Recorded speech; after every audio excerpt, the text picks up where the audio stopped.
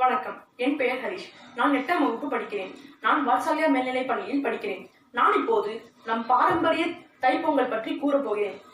தமிழர்கள் பல விழாக்களை கொண்டாடினாலும் முதல் நாள் அன்று கொண்டாடப்படும் தைப்பொங்கல் தான் தமிழர்களின் தனிப்பெரும் திருநாளாக கொண்டாடப்படுகிறது.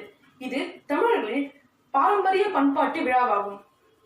உழைப்பாளிகளாகிய அவர்கள் இயற்கைக்கும் பிற உயிர்களுக்கும் நன்றி செலுத்துவதற்காக வெகு விமரிசையாக கொண்டாடி வருகின்றனர். தமிழர்கள் தோன்றிய காலம் முதல் இயற்கையை வழிபட்டு வணங்கி தாங்கள் வாழ்வதற்கு வளங்களை கொடுப்பதால் மகிழ்ச்சியுடன் தைப்பொங்கலை கொண்டாடி வருகின்றனர். சங்க காலத்திலேயே பொங்கல் நோன்பு இருந்ததற்கும் ஆதாரங்கள் இருக்கின்றன. சங்க காலத்தில் விவசாயமே மக்களுக்கு தொழிலாக இருந்தது.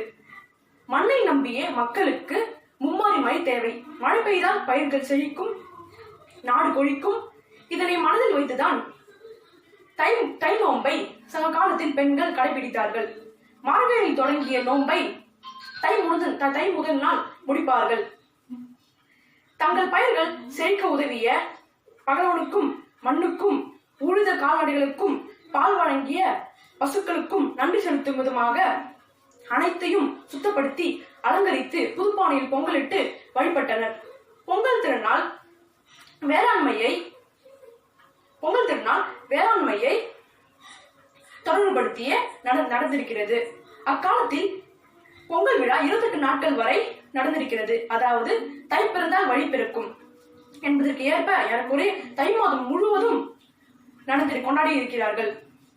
காவல் தெய்வம், இஷ்ட தெய்வம், ஊரின் பொது தெய்வம் என அனைத்து தெய்வங்களையும் பூஜை செய்தனர்.